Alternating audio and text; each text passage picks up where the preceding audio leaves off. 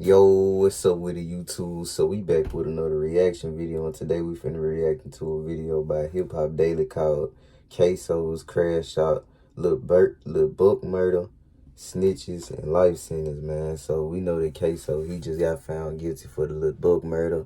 You know what I'm saying? They ain't sentenced him yet. And we know that his dad is snitched on him. You know, so we finna check out this video by Hip Hop Daily.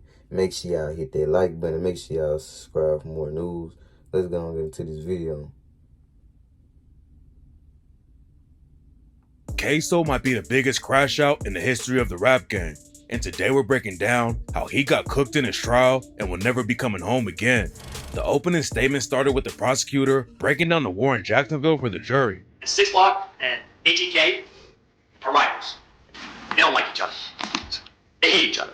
And one of the traditions of both groups is producing rap music, drill rap, diss songs that make fun of or talk disrespectfully about members of their ops, the other group. Drill fans know that Young and Ace and Fulio went to war and tore up the streets, but the lawyer broke it down piece by piece and told him that Ksoo murdered Lil Buck for get back.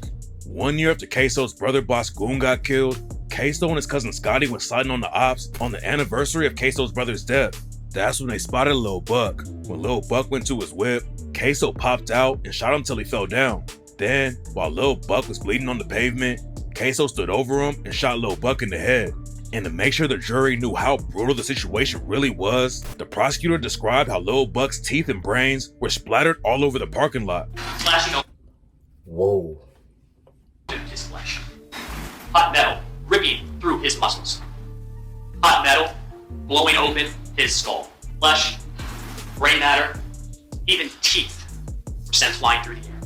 There are a lot of insane parts of the Ksoo trial, but one of the craziest things is when the lawyer brought up what Ksoo told an op right before he pulled the trigger on Lil Buck. When Ksoo and Scotty saw Lil Buck park his whip and go into a building, they waited for him to come out. And while they were waiting, Ksoo FaceTimed one of Lil Buck's homies and told him, "We caught your boy slipping." Then a few minutes later, Ksoo hopped out and left Lil Buck's brains on the ground. So he called old boy phone, and then he killed Lil Buck.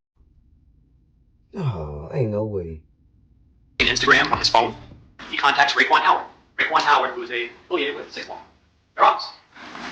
Tells him, "Y'all know your boy's slipping."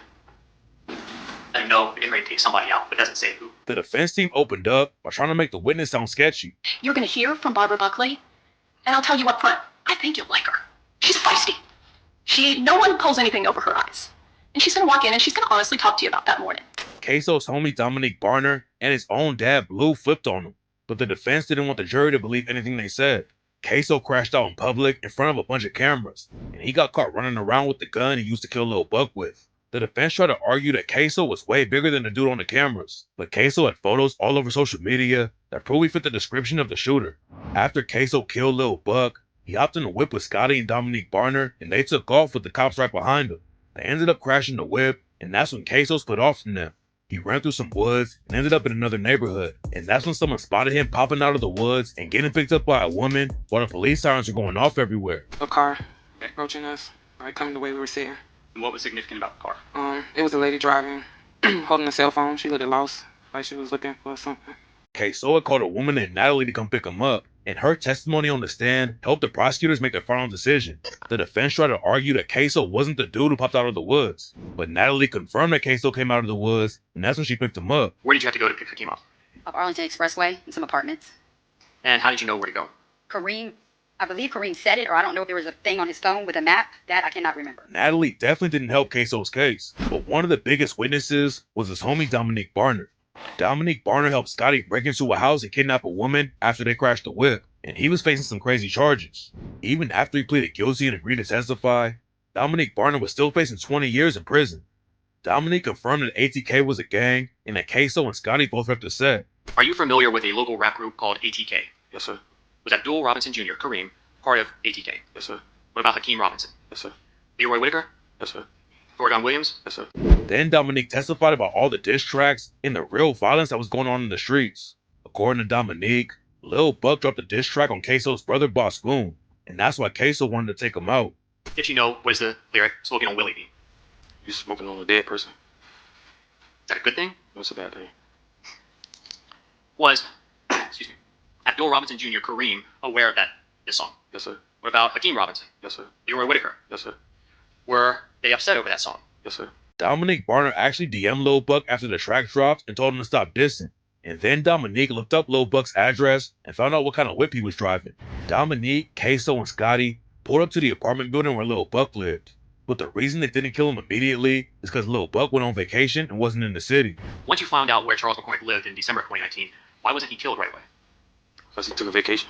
Charles took a vacation? Yeah. They found out that Lil Buck was back from vacation, and that's when Dominique, Ksoo, and Scotty went sliding again. They drove to Lil Buck's crib and waited for hours till he came outside. Then they followed him when he drove off. When Lil Buck got to the shopping mall and went inside the building, Ksoo, Scotty, and Dominique sat in the whip and waited. Dominique confirmed that's when Ksoo FaceTimed one of their ops and let him know they caught one of their homies lacking.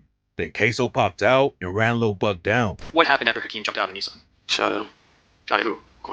After they crashed their whip and took off running, Dominique and Scotty broke into a woman's house and started looking for different clothes they could change into and wait for the situation to cool down. They didn't know a woman was inside the crib though, and when she came in and told them they had to leave, Dominique and Scotty choked her and held her hostage so she couldn't scream for help. Then Scotty made some calls, and Ksoo's dad Blue was the one who came through and picked him up. One of the craziest parts of the whole story is that Ksoo's dad Blue ended up flipping on his son and taking a stand against him. Blue was facing charges in some other cases, but he thought testifying against Ksoo would help him get less time.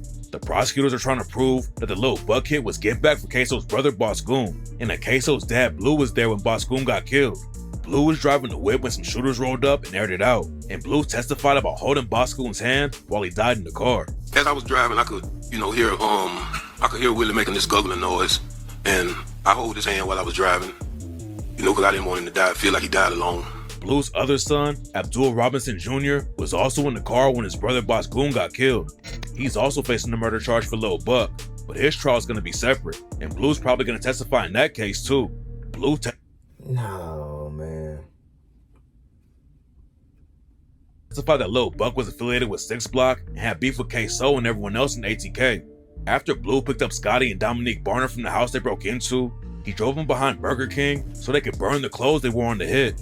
Dominique and Scotty told Blue what happened, and he decided to help him out a little bit so they could get away with it. But after Blue got booked and was facing charges, he flipped completely and admitted in court that Ksoo was the one who pulled the trigger on Lil Buck. Who is the person that was captured on the video recording shooting Charles McCormick?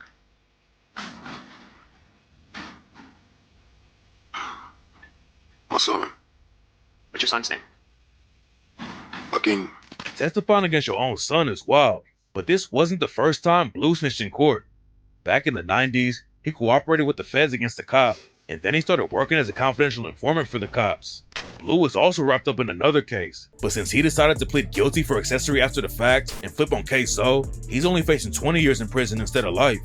The prosecutors had witnesses, snitches, and DNA evidence to prove Ksoo was guilty, but Ksoo also self-snitched like crazy after he killed Lil Buck.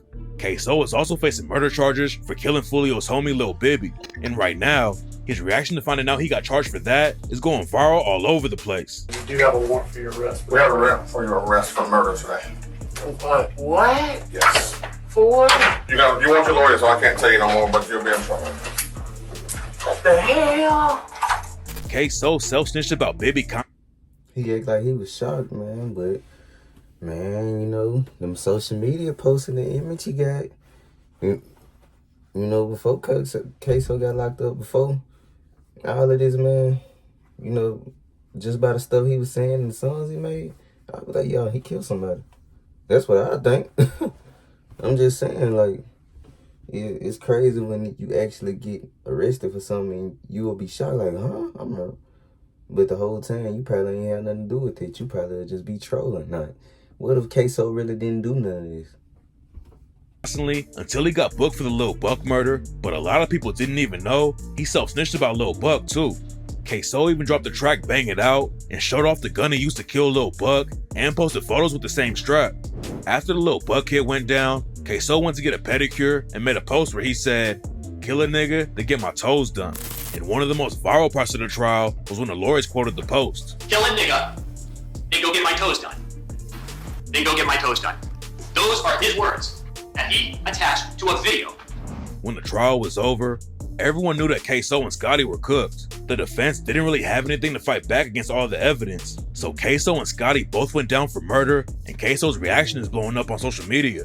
Then after it was all over, Ksoo posted a story on IG and tried to say that the jury was against him because they were all white, and so was the judge. Ksoo crashed out and got flipped on by everybody, and there was almost no way he was going to beat the trial. The cops had DNA, videos, witnesses, and Ksoo's own self-snitching to use against him, and now he's facing life in prison. And what makes the situation even worse is that Ksoo is still gonna have to fight the Lil Bibby case. So even if he appealed the Lil Buck conviction and won, there's a good chance he's gonna catch another life sentence for allegedly killing Lil Bibby. Ksoo self-snitched a lot about Lil Buck, but it was nothing compared to what he did after he allegedly killed Lil Bibby. Ksoo gets a sentence handed down for the Lil Buck case in September 2025, and after that, he's got a whole new murder trial to worry about. But there we have it, y'all, man. You know, basically, you know, we got this video about Hip Hop Daily that we just reacted to. You know, it's called Ksoo's Crash Out Lil Buck Murder, Snitches and Life Sentence. And basically, you know what I'm saying, Ksoo dad, you know, he took the stand against him, and Butter, you know, ATK Butter. And, you know, Ksoo got a whole nother murder that he fighting. He still got to fight the Bibby case. And, man, it's crazy, bro, for real. Like, it just show you, man, like,